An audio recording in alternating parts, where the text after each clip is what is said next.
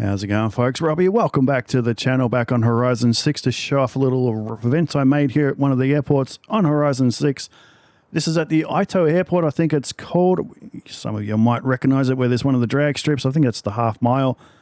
So yeah, right here in the valley, there's the airport, and I decided to make my own racetrack that winds its way all the way around the car park, through the hangars, and down the runway straight. Now, before we get cracking with the tour, I just want to quickly explain the runway. The main strip is quite wide there, but it's quite narrow down here. Now, the simple reason for that is I had my start line started. That's where I was planned to do it. So I built the grandstands.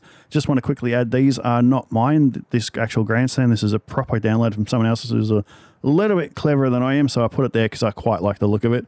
So the reason why it's, fairly narrow, not very narrow, you can get 4-car wide, but it's still kind of narrow compared to the rest of it. When I started, this is where I originally had the start-finish line. So I built the whole track with that in mind. The runway, straight line, pit straight was all the way down there until I realized, because this is where the start-finish line is for the drags, there must be something underneath the track for the timers for the drag strip.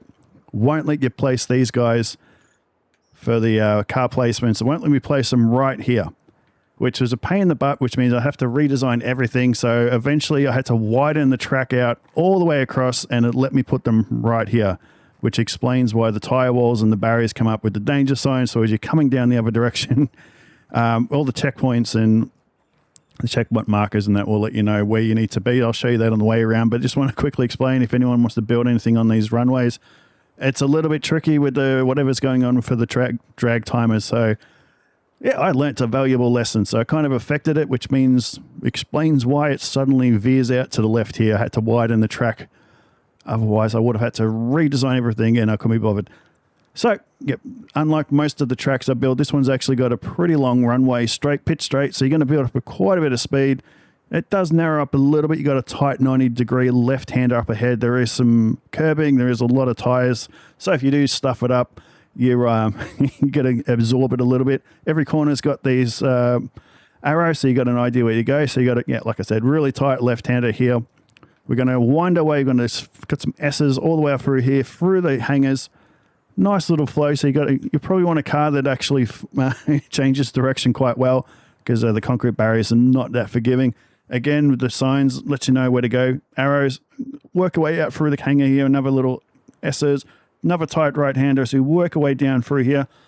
This corner can be a bit tricky in some cars. You wouldn't think it, but coming out of here, you get all the way across to here, and all of a sudden you've got to come back over. And some rear-wheel drive cars lose a bit of traction. Again, the curbing, it is a little bit off the ground, but that's just to give it a little bit of a kick. So your right tire, so you can feel it, and you got a really tight left-hander up again here. Crowds not watching, no one comes to my tracks. Be nice if we can put down crowds as well. Give it a nice, more atmospheric feel when we make these events. So again, you're kind of limited to what you can do with the curb, so it does kind of stick out with the tire walls, but you're going to be, in the few cars I've tested around here, you're not really cutting right up into this area, so you kind of flow out to this side naturally. I got a slight straight here, get up to around 3rd, 4th gear, depending on the car you got. Got another tight left-hander here. It gets quite wide here, as you can see. I could have made it narrower, but I figure if a few of you are racing here online, there's a good chance you're going to be running wide and bashing into each other. So this is a bit wide, but you got to come back over, because this little guy here sets you up for the next corner. So you want to get over anyway. So you got another 2 pretty tight right-handers as well. The exit on this one can be a bit narrow depending on what car you're driving. Got another tiny little short straight, same as the last one, back over here, as we got another left-hander up ahead. As we work towards the back end of the little track I've made here, kind of opens up again, a little bit wide, and there's some fences there. You want to come over to the left as much as possible for the next corner, because it is a bit of a narrow entry as we head down the short back straight. So you want to get your line right. That is why this guy is here, just to encourage you to get over so you can get your line right. Otherwise, you're going to clip that wall and smash into that one. Hence why there's some rubber tires there to help. Another short straight, gets a bit narrow up here. As you can see, as we're approaching, the track does go up. There is a bit of a rise, so you can get a bit bumpy. Well, this whole area is a bit bumpy, actually. As you can see, it kind of dipping and dropping here. So, yeah, this part here can be, as you can kind of see the dip, and then it levels out for this lighter texture road here. as you can kind of see it a little bit. So your cars can get a bit unsettled, so you want to have some nice suspension because, yeah, we're going to go left straight away. But yeah, this wall of certain cars I've driven, I've hit that quite a few times. You want to get it right with all the bumpy sections. Once you take a car around in a few minutes' time, you'll understand why. And because you want to get over here, avoid this tight corner here, because you want to get right over here because this next corner is pretty tight, as you can see. It is a little bit narrow. If we go from above, you can kind of see it is a little bit tight. So this is a tight corner. Quick right, then the same left, and obviously straight, and another really tight left. Once I drive around the car, it'll make more sense. It's a bit more of a, well, it looks like a hammerhead of a shark. I can't call it a hammerhead because of Top Gear, but you get the idea of the shape. Then we got another tight left-hander again, kind of flow out here, and then you got to bring the car over. Kind of unsettles some cars depending on what drivetrain you've got. And then we work on a slight straight here because we've got a little kink here to the left, and we straighten up. Now, originally, I did have it going dead straight, but I thought I'll break it up. We put a little kink here, a little chicane, and then it breaks it up a little bit. And then, obviously, it is quite wide here. This is probably a draw. I could have put more fences down, but once you're driving it, the checkpoint flares are roughly around where the marker is on the screen. So you are going to get forced over anyway to hit the checkpoint. So you're not going to miss it. You're not going to run wide. Hence why over here, there's this barrier over here, just to encourage you to come over because the checkpoints are in between it. So you're not going to run wide and miss it. If you do miss them on the way down through this straight bit here, well, it's your own fault. So bad design by me. I'll like to pass the blame off anyway. So let's do a quick run just so you can see it. This is an M4 competition I built up the other day to be a kind of like a GT3 race car. It's got 650 horsepower, rear-wheel drive, grips pretty well. Let's just go. It's not going to be a brilliant lap, but you just get an idea what it looks like when you're driving around. It is quite good fun. It's about just under 3Ks long. You're getting around. This car properly will get around here under a minute 30, so it's not overly long, but it's a nice little challenging course. I like the S's coming in and out of the warehouse section there, through the hangar.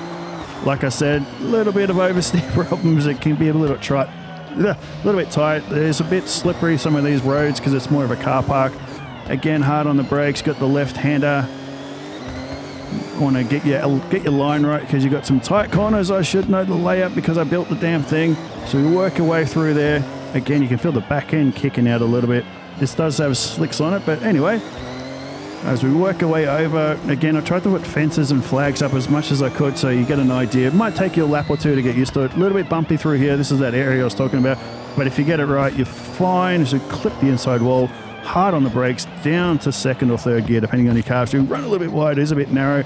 Really wide cars might struggle through there.